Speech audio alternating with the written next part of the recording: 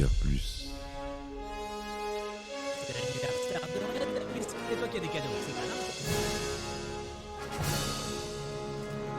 Eh ben attendez, on est en France. Allez, cul sec. Hop.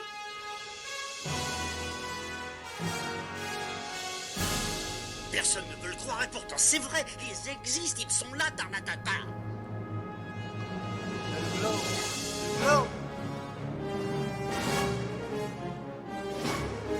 Il faut qu'on pète.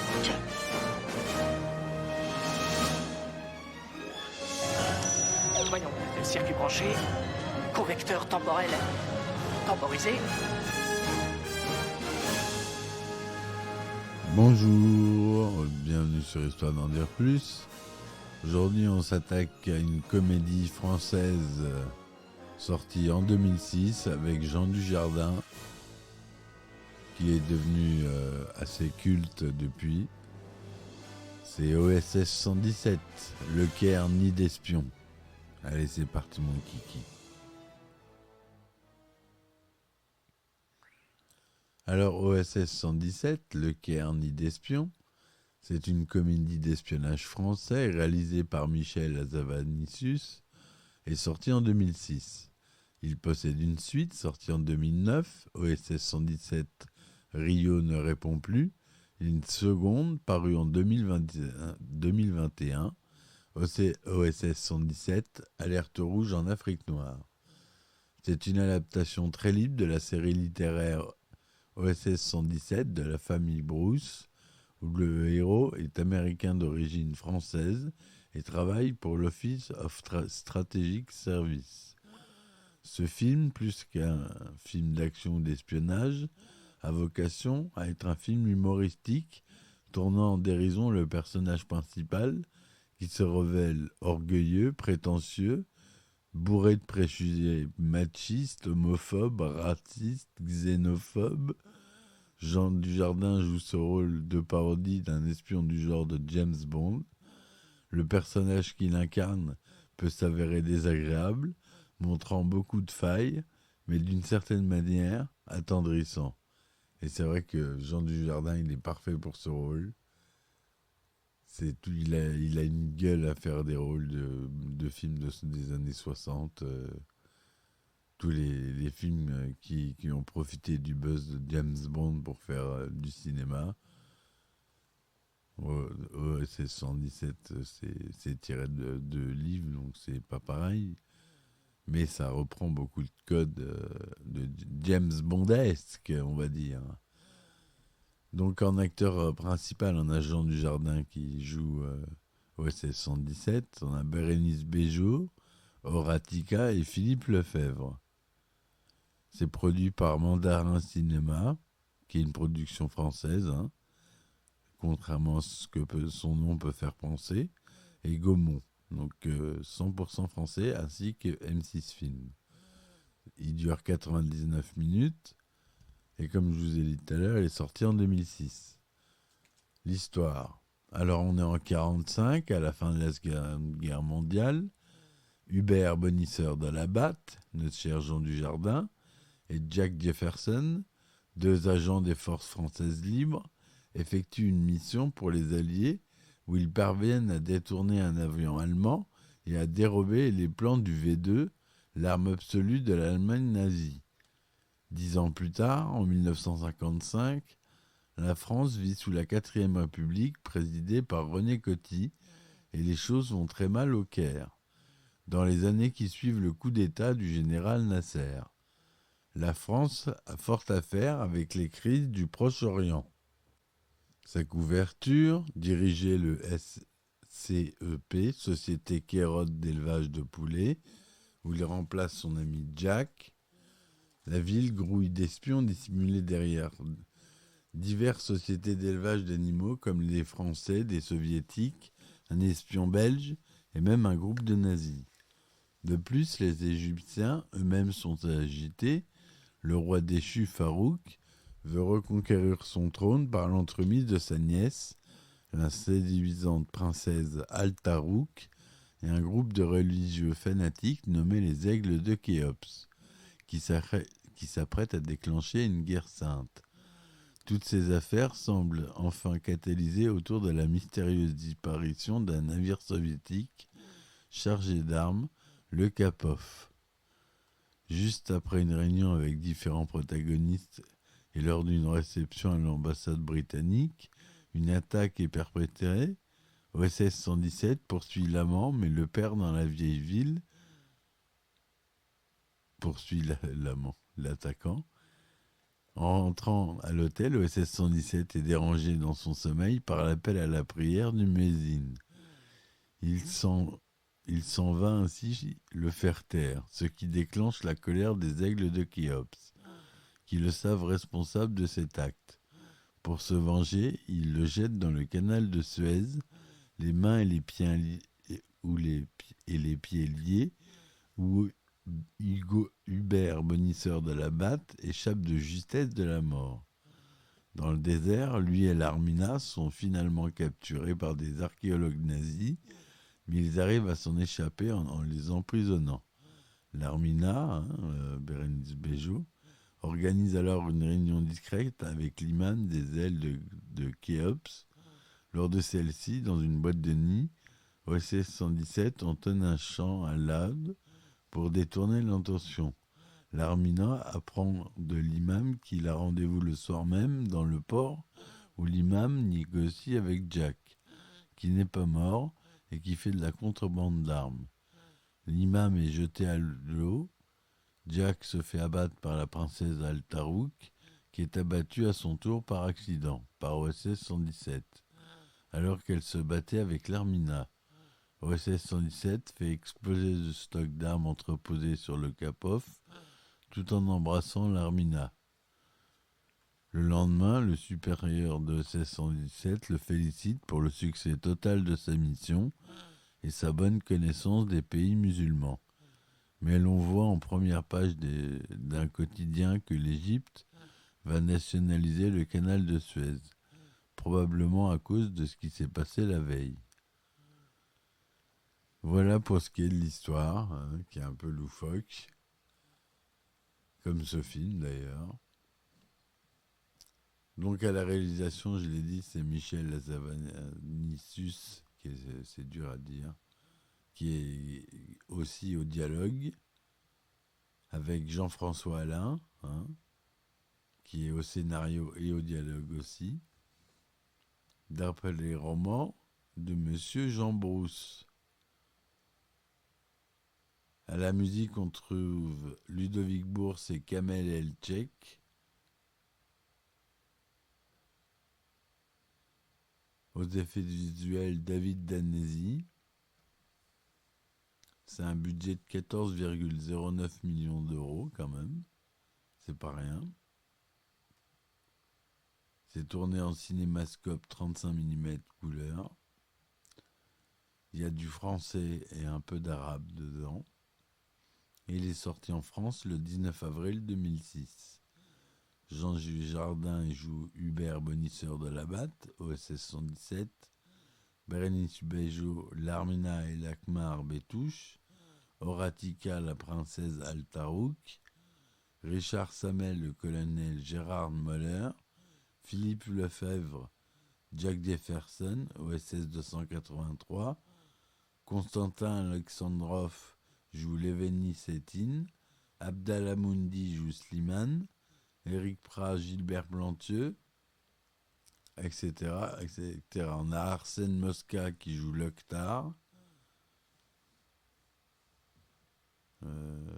qui est connu un peu, qui a commencé avec Un gars, une fille, Arsène Mosca, et qui s'est fait sa petite place. On peut trouver un rapprochement entre ce scénario et les deux romans, OSS 117 au Liban, et l'Arsenal Sotra de Jean Brousse, bien qu'ils soient inspirés plus largement de toute la série. D'après l'équipe d'Avazanicius, le film a été créé dans l'optique que le personnage principal soit incarné par Jean Dujardin, en raison de sa ressemblance physique avec l'acteur écossais Sean Connery. Durant le tournage, le jeu était d'ailleurs pensé à partir des performances de Sean Connery, mais aussi de celles de Eddie Constantine. Pour moduler sa voix, Jean Dujardin s'est inspiré de certains doublages de films, comme celui de James Bond 007 contre Dr No, dans lequel Jean-Pierre Duclos double Sean Connery, ou celui du film L'Arnaque en 1973. Oui, donc c'est Jean-Pierre Duclos qui double Sean Connery dans James Bond 007 contre Dr No.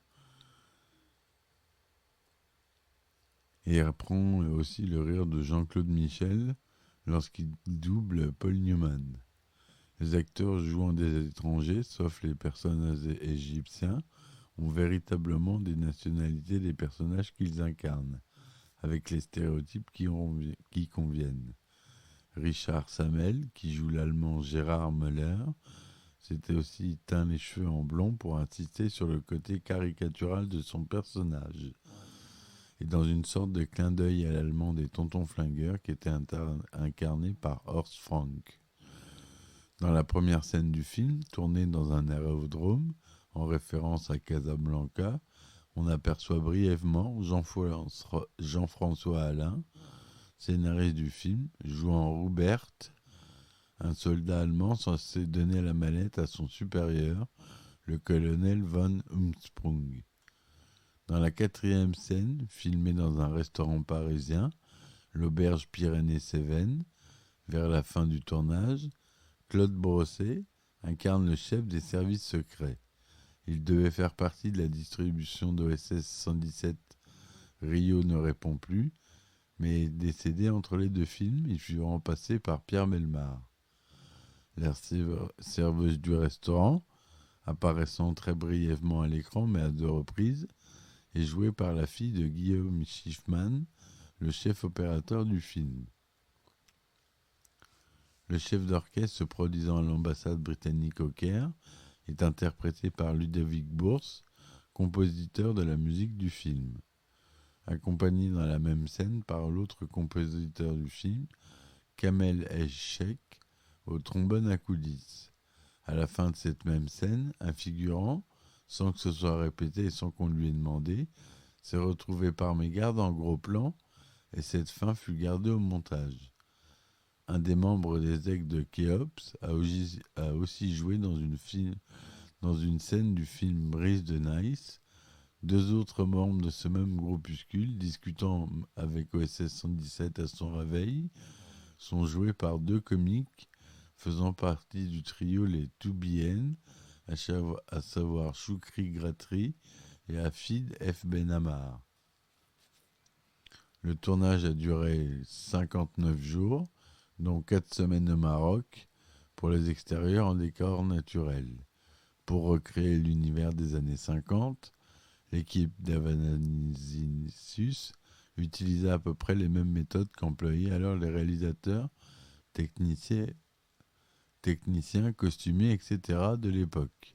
La tâche fut d'ailleurs un peu plus compliquée que ça, car comme le dit plus haut, il n'y a pas une seule mais une multitude de références dont il a fallu faire une sorte de condensé. Certains éléments notables seront rapportés ici. Azanavicius réfute le côté parodique de ces adaptations et préfère parler de comédie de détournement. C'est un spécialiste du détournement, Azanavicius. L'équipe d'Azanavicius a cherché de vieux projecteurs d'époque pour obtenir un éclairage particulier et travailler avec une pellicule à la même sensibilité faible, 200 ASA, que celle d'alors. Le film utilise aussi beaucoup la focale de 40, comme dans Sueur froide ou L'homme qui en savait trop, ce qui fait que les chants contre chants utilisent un procédé qu'employait beaucoup Alfred Hitchcock. Azanavicius a effectué un travail particulier sur les effets spéciaux. Les effets optiques utilisés étaient eux aussi datés. Technique de transparence, c'est-à-dire que pour chaque scène de voiture, le décor défile derrière un véhicule à l'arrêt, sujet à de nombreux gags, comme le conducteur qui tourne le volant alors que la route est droite, ou qui fume, et la fumée produite ne prend pas le mouvement du vent, ou même la nuit américaine encore. Excusez-moi. Les décors, en contraste avec le personnage principal, n'ont pas été réalisés de manière décalée, bien qu'ils respectent les clichés de l'époque, à la demande d'Azanavicius, complétant ainsi le comique du jeu, des acteurs et du scénario. Les costumes de Charlotte David ont été réalisés de manière que dans chaque scène où apparaissent plusieurs personnes, il n'y ait que quelques taches de couleur vive saturées au milieu de costumes bleus, noirs et des costumes de couleur plus froide. Le cadrage est un hommage au film des années 50. Le film ne contient pas un mouvement de caméra qui ne soit pas d'époque, comme l'analyse Jean-François Alain.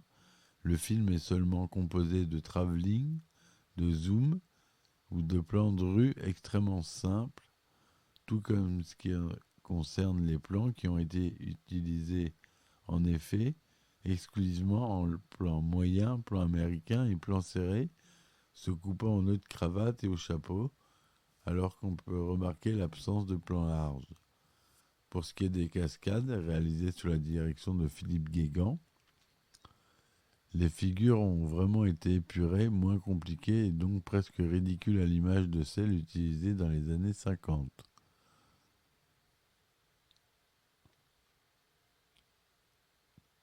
Le but du film, dont l'histoire se déroule en 55 et racontée en 60D, est d'être dans la lignée de ces films de par l'esprit général, la moindre scène, le moindre détail ont été travaillés dans cette optique.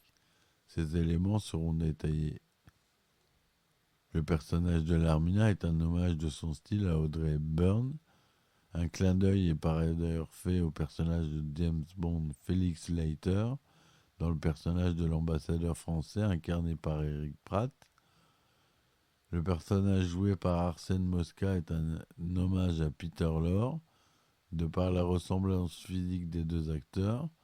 Un nudiste de l'orchestre se produisant dans ce même restaurant est un hommage de par son apparence à Peter Sellers et Charlie Chaplin. Un des membres des Aigles de Khéops, le même ayant rejoué aussi dans Bryce de Nice, debout à droite de l'imam lors de son discours, est un hommage de par leur ressemblance au personnage de requin des films de James Bond. Dans le tout premier générique de début, où n'apparaissent que les logos des maisons de production, c'est le vieux logo de Gaumont qui a été utilisé pour, dès le début, mettre le spectateur dans l'ambiance des années 50. Et oui, ils aiment bien. Ça a été super bien pensé. Quand on commence le film, on a le vieux logo Gaumont qui est vraiment d'époque, quoi, qui une sphère, une terre avec une couronne. Mais on voit bien que c'est une maquette, enfin tout fait fake. Et le petit clip de Mandarin Film met en scène un mandarin interprété par Roger Tozantien, frappant un gong sur lequel est peint le logo de l'entreprise. Voilà ce que je voulais vous dire pour ce film, qui est un très très bon film. Il a été salué par la critique, son raffinement, son humour, même dans les cahiers du cinéma, qu'il a qualifié de divertissement haut de gamme, attention. Il a 75% sur Rotten Tomatoes, 62 sur Metacritic. Et il y a Roger Ebert, un critique, qui a donné 3 étoiles après avoir vu le film en version sous-titrée, et déclare: j'ai développé pour 117 le même genre d'affection que celle que j'en avais pour Austin Power. Et ben voilà, ça c'est une éloge. Le film rencontre le succès en France et termine avec un total de 2 300 000 entrées. Il enregistre un total de plus de 21 millions de dollars de recettes mondiales. Il a reçu le Golden Space Needle Awards du Festival du film de Seattle en 2006, Le Festival international du film de Tokyo lui donne le Tokyo Sakura Grand Prix, le prix Raimu de la comédie 2006, meilleure mise en scène, meilleure adaptation littéraire, meilleure adaptation, meilleur décor, meilleur premier rôle pour Jean Dujardin, et beaucoup de nominations. Voilà. Peut-être que je ferai les autres épisodes, si ça vous plaît. Laissez-moi vos réponses dans les commentaires et on mettra ça en place, il n'y a pas de souci. Laissez des commentaires et mettez des likes surtout et abonnez-vous si vous pouvez les écouter sur YouTube. Ça peut être sympa. Et voilà. Je vous dis merci. À bientôt pour une nouvelle chronique. Et ciao ciao. Histoire d'en dire plus.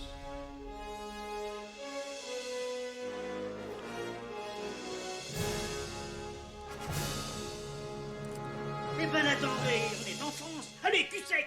Hop.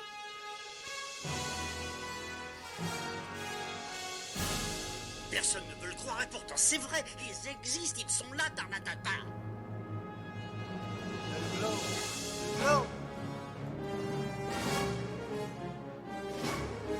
Il faut qu'on pète.